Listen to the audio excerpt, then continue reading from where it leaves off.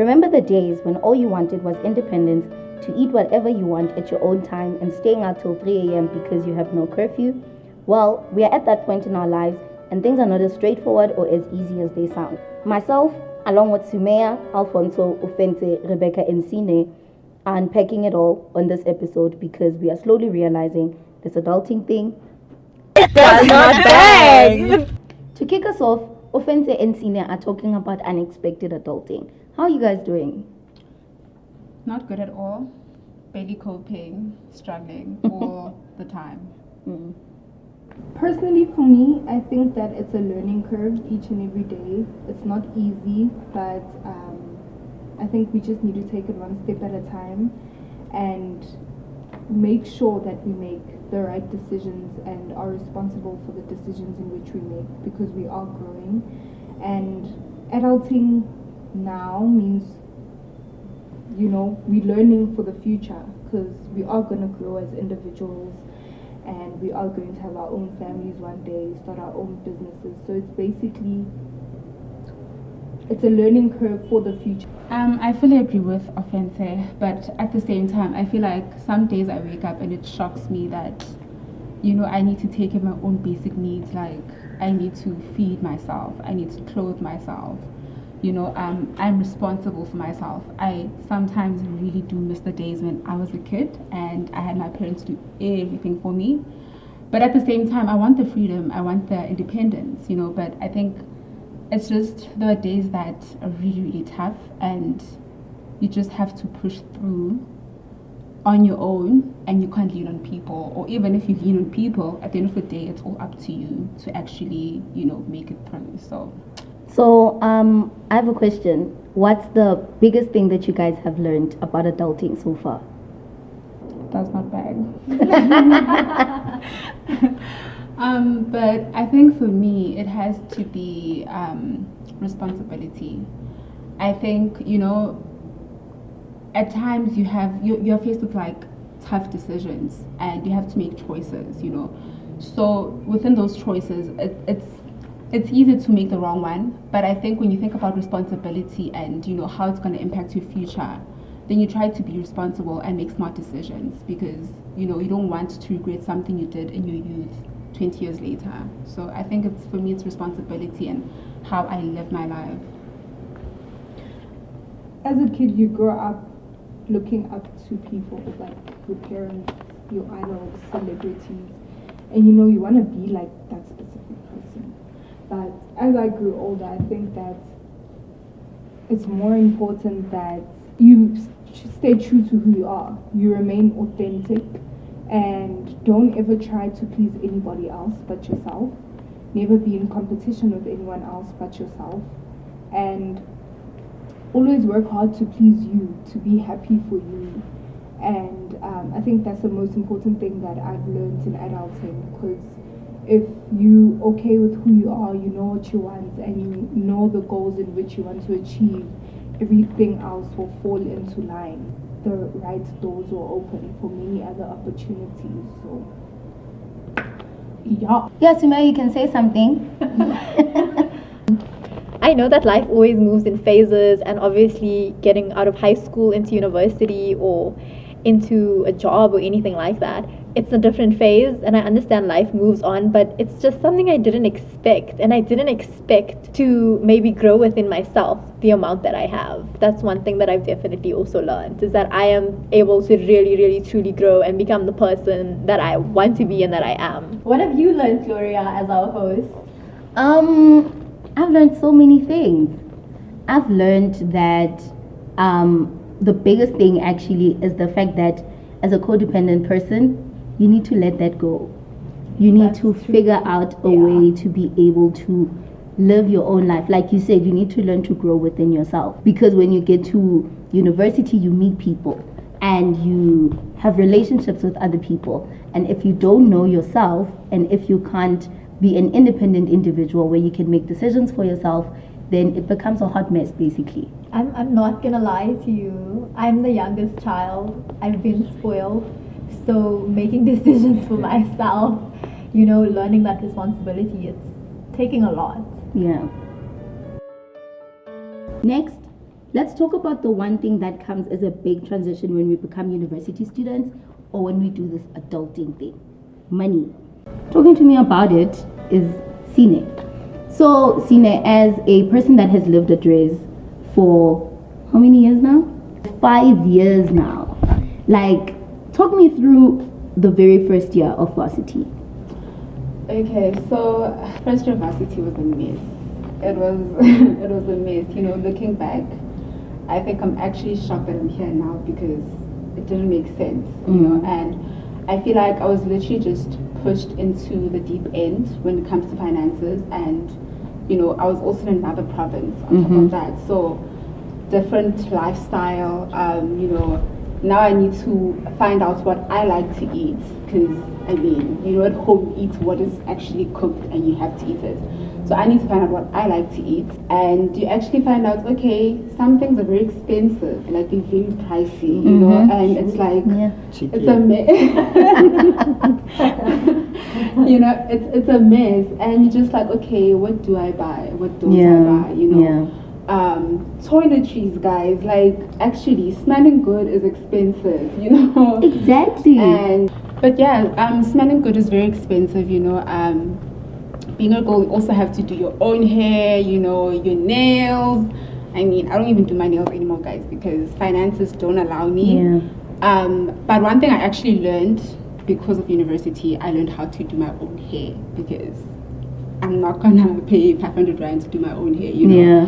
So I had to learn how to do my own hair and perfect it. So I think, in as much as I was thrown into the deep end, there are things that I learned from it, you know, how to budget, to actually stick to what's important and still actually have, you know, a student lifestyle and experience life as a student. Speaking of food being expensive, like my mom was laughing at me the other day when I said that cooking oil is expensive. Guys, 2 liter is like 70 something rand, and I'm like, what? I feel like we're getting like our parents, where we check the checkers Exactly. and the newspapers, like what's on special. Start buying like these like Woolies cards and Pick and Pay Smart shopper cards, and exactly, checkers just to get specials when you go to like the shops, because wow, it's pricey. And these are things we wouldn't necessarily know unless we actually did come to varsity and we lived by it ourselves. I saw a tweet that said, this is how you know you're an adult, and it was someone with the Clicks Club card and the Cotton On card, all those things.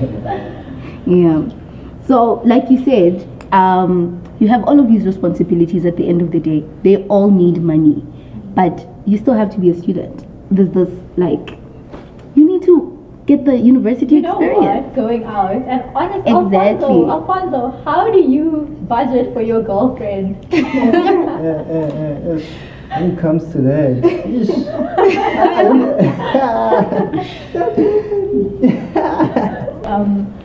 I dated a broke boy once. It was not fun, guys. It was not fun. Exactly. And such things happen. You have to go out with your friends. You have dates that you have to go on. Like, how do you then manage your money? I think, so last year what I did, I decided to join like a house committee at Res, you know, just to have extra income. That definitely did help, because I wasn't only now relying on my parents. And NSFAS, guys, NSFAS, that is another topic. But, you know, it wasn't just relying on that anymore, you know. I think as students, sometimes we also like look for other avenues to make money, you know. So I think you need to look for, it's not a must, you know, but I think you live a better life as a student if you have, you know, another source of income, you know, or you know, I don't know, because you need to go out, guys. I feel like it is not university if you don't go out. Like, what are you even doing there? I mean, I know you're studying, but like, why are you not going out? Personally, I feel bad that I don't have a job or a side hustle. Like, I feel terrible. I see all these people like, Forex, what is Forex, guys? How does that work? And I definitely feel bad that I don't have another form of income. And I'm very scared when I leave, because like I haven't lived on res and things, but I'm scared that when I leave university and when I do get money, it's online shopping. it's gonna go. Online shopping is very addictive, actually. Yeah. For me, I find it difficult, like with the course that I'm doing now, or that we are all doing now, it's very demanding. So it's very difficult to run your own side hustle because obviously you want your marketing to be great. You want to attract your consumers. You want to constantly communicate with your consumers, receive feedback from them and see what they prefer. Feedback. I need feedback obviously to grow my business because obviously I don't want it to be in one place for the rest of my life. No, I want to grow it. I want it to become, global. I want it to be recognized. Yes. Period. So girl. as much as you do receive that feedback, it's kind of difficult to run it, especially when you don't have a team and your team is you yourself and yourself. Mm-hmm. And because you're also still learning and growing, it's difficult to trust other people to run it for you because some people snatch your business away from you and your True. business ideas, and you don't want that. I feel like, I agree with you. Like, it's difficult. Yeah. And I would like to be, you guys have all seen, I'm trying to be an influencer. It's like, that seems like easy money and something that I can do because I feel like I like how To end, I feel Yeah. like when it comes to easy money, and you mentioned something about Forex, I mean, Forex and influencers are at the rise right now, and especially amongst us youth, and I have also considered being an influencer once. Yes. I had a post that reached 2 million views. 2 What? million views. Yeah. But I didn't know. Guys, I didn't don't know. get this. Guys, I didn't know a lot about that, about engagements and stuff. And when I found out, I was like, okay, I could have like tried this and making money while sitting at home, just retweeting something and promoting something. Never too late. It's never too late. but I feel like it would be nice if we all, like if Bit offered us like a 1-week course, how to invest, what to invest in. Because I don't know what a share is, guys. You know what a share is. That should have been done in primary. I feel like primary and high school didn't like initially teach us more in depth about other ways of making money instead of the normal standard way of getting a degree and going this way. True. But I mean, when we were in high school and primary, a lot of these things didn't exist, hey? If you think about it, I don't think personally, when did Instagram become big here? 2014, right? I don't know, that's around when I got my account. And I was like, okay, I'm going to post pictures here. And then all of a Sunday in 2018, there's people making money, and I'm like, where do they come from? If they could have enhanced on public schools, there was no margin, number one. There But wasn't like also, those kind of the thing is, like, I've seen successful businesses, right, with people our age. They had capital. You know what I'm saying? Where do we get that capital? Where are you getting your capital to run your business? myself, my allowance, basically. Exactly. And Because let's not lie, guys. Personally, for me, it's very difficult to ask my parents for money. Yes, I'm sleeping at home. I have never been to raves, but still, because it should be easier if I'm still at home because I don't have to buy, groceries and all those things. But it's still difficult because they're also doing the best for you. They feed you, they clothe you, you live under their roof. Ask for capital is a bit difficult. And also going to the bank is a bit risky because you're not employed. And But you're going to pay they that brought debt. us to this ad. I didn't ask to come here. I think I was just They must fund your lifestyle. We They don't need to have fund your that. lifestyle. But you also need to soft grow. life. That's why I say don't date Honestly. broke boys, guys. But okay, on another topic, right? Yeah. You're saying don't date broke boys, but what if your love of your life is broken? He's not gonna be. He's not it's gonna not be. the love of the life. Nah. And I have to agree with all of the things that you are saying, especially what Alfonso was saying about like being taught these things in primary school and stuff like that. Because then when you become the person that goes to varsity, you know that, okay, this is how I make money from what I have. This is how I manage my money. This is how I live my best life or whatever. Do you get what I'm saying? And now I have a question. Before you joined house committee, have you found yourself in a situation where you had to weigh and be like, am I going out? Am I buying groceries? Like, Actually, I have. But the thing is, I think one thing about me is I am going to choose food over going out. Amen. I will never starve myself and not Because eat. of groove. Because of groove, never. Yeah. But also, I've had friends who, I've known guys who'd buy what's this? What's the last number of chicken? And the last number of, what's this? Maize meal. For the whole month, and then the rest of the money is for food. I cannot do that to myself, guys. I will choose shoes over food. Yeah. Now, let's talk about changing relationships. This is probably one of my favorite things to talk about because we are talking friendships and, of course, umjolo. Well, I think I'll start with friends. Yeah. Just because personally, I know that, like I said earlier, you move into these different phases in your lives, but I have constantly lost friends, honestly, and like I could ask questions like, am I the toxic friend? Yes. And things like that, but I'm not because I'm perfect.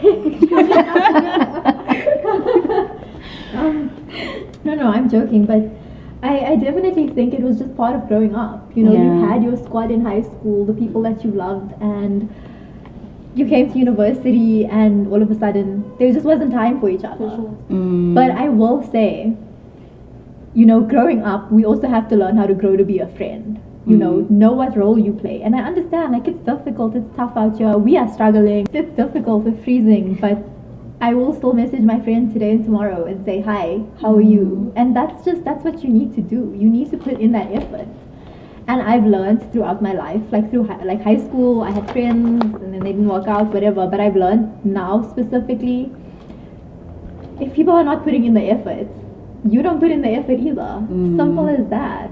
Like, you can't be chasing after people who are not there for you and who don't want to be there for you. Period.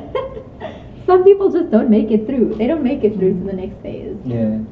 I agree with you absolutely, and I think another thing that we need to keep in mind with whatever relationship we're involved in is boundaries. Boundaries is, like, you know, really important to establish within yourself, because, you know, with the thing of friends having to make effort to speak to you, I have a terrible thing. I don't know what boundaries are. I don't know what my own are up until recently.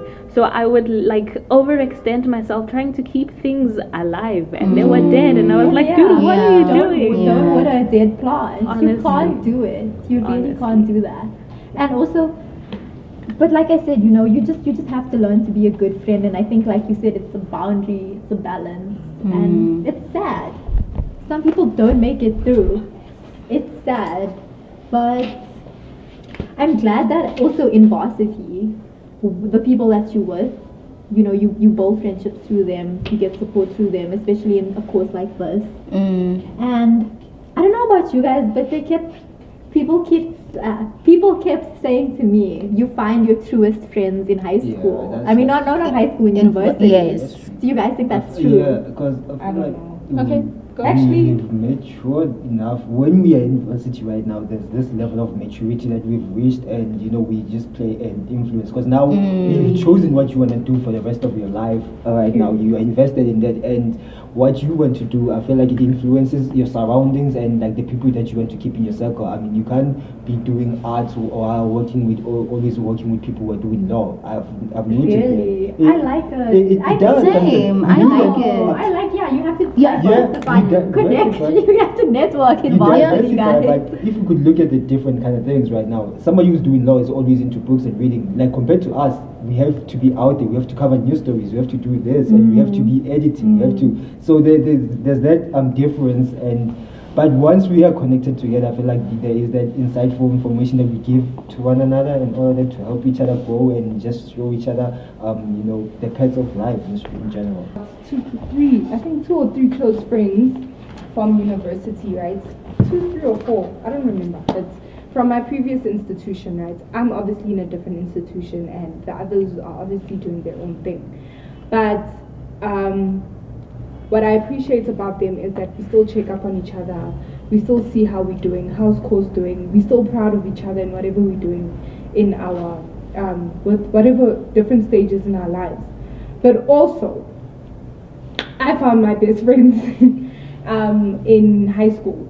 So not only do you find your true friends in, what do we call this? Varsity.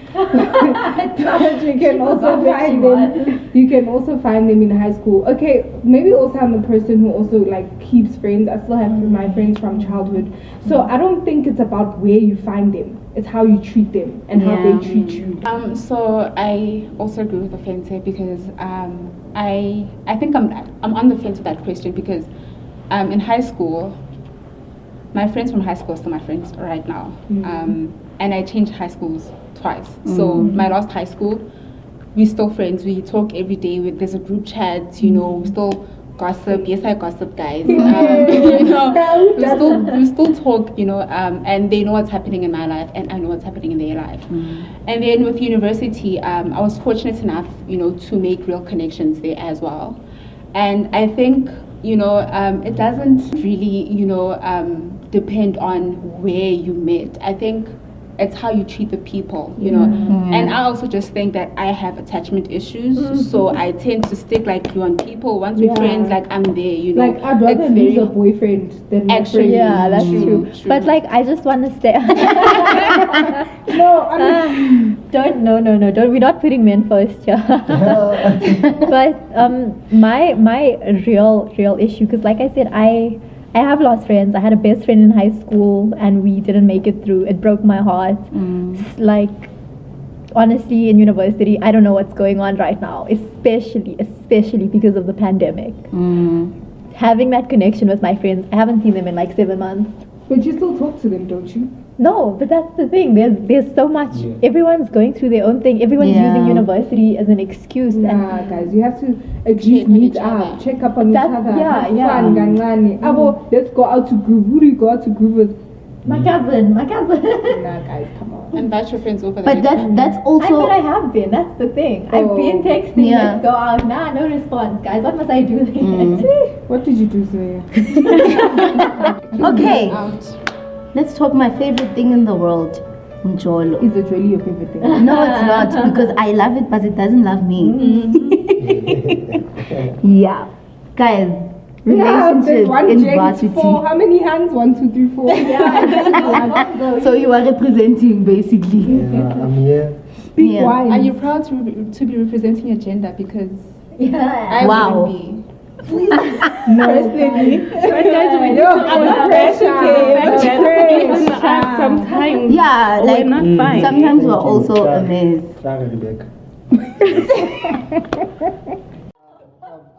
I've broken a lot of hearts out there. I won't lie, I've broken a lot of hearts, and I can say I was still in the learning phase of like. What learning phase? Well, you know, when you get into a relationship, you have all these expectations of what you want, and we have expectations of what we want in a relationship, and when we don't find them, we tend to go to another person and try to seek that. Let's talk about Can I that. please say that I can't relate to this? Can I please ask, do you find comfort in knowing that you've broken so many other hearts out there? Do I find comfort? Nah, I don't. I do. Because Yes. but when I look at it, and when I look at those people right now, it's like, nah, they understand that we were still young. The decisions that we were making when. Do they really understand though? Yeah, they. You know what though? Can I just say something? Do you believe in closure? People. That's a scam. That's a scam. Like, no, just move on, eh? I just want to say, like, to what Tina said, do people understand? You know what? If they don't, that's not my job. If you don't understand, you come to me and say, Samantha, I don't understand. I don't like what you're doing. I can't run after you. Say, hey, are you okay? Are you okay with me doing this? Are you okay? No. But that's what you're supposed to do as a partner in a relationship. But I don't have a partner, so. But in a healthy relationship, you guys are supposed to like communicate. Yeah, no, I agree. Communication is key. But like I said, once you start running after someone, you know, when they trying to hold yourself back, you must do the effort. No way. Rebecca just said something about healthy relationship, and I think the biggest shock, you know, when you reflect at this age and you actually just see that you've actually been in so many toxic relationships. Yes. Sometimes they were so one-sided, and you thought this man loves me, but toxicity. But that guys, comes with boundaries, hey? Like, you know, from why is it that earlier. you find that a toxic relationship? I can't, no. I want like healthy. Why must we? Why do we want Exactly. drama? Why do we And want to now- be crying on the floor on so Saturday fun. nights in the No. When you garage? enter the group No. chat No. and your friends are what's going on, and there's a group call and you're talking. I like that. I used to say that, right? Yeah. I used to be like, oh my god, I like a little bit of drama. And then I dated this Iba guy. drama. By the end of the relationship, I was like, I am done. If a gent comes to me somehow on some, where were you? Why do you have guy friends? We're done. No, but that's I'm like, that's not no. the drama I want. Actually, I just want like Alfonso, fun drama. what do you think, Matt, Personal. about what do you think about Honey's having guy friends? I'm cool. Thank Because you. I have a lot of Thank female you. friends at the end of the day. And your girlfriend's fine with that, right? Yeah, she's completely fine. This with is it. what I- what's thinking with Gentoo having Double Kinga? standards. I can Exactly. say because most guys, it's not a normal thing for a guy to befriend another girl. So it's like, how did you guys become friends from ground Yeah. up initially? So, you but see? how is it? Shela? Yeah, it's always there. It's always there.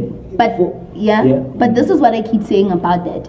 If you're a guy and you don't have female friends, That's your problem. the problem is with you because Thank you. it means you sexualize every girl you Yeah. see. Yeah. Do you get what I'm saying? But So- I feel like that's the problem because I sexualize girls also. That's the thing. At the end of the day, I sexualize girls. So if Yeah. the guy's like, I'm friends with this girl, I'm like, are you really? And Let's see. You've been listening to Adulting It Does Not Bang, an episode of the We Should Be Writing podcast. This podcast is a product of the Honours in Journalism and Media Studies program at Wits University in Johannesburg. Our producers were Sinenhlanhla Sibisi and Rebecca Khabu. Our editor, Ofense Makutulela and Alfonso Ngonjana, and our show host, Gloria Motsoere. Our theme music was composed by Catch 22 Loops. Additional episode music credits and info are available on our Anchor FM page and our website, vetsvuvuzela.com.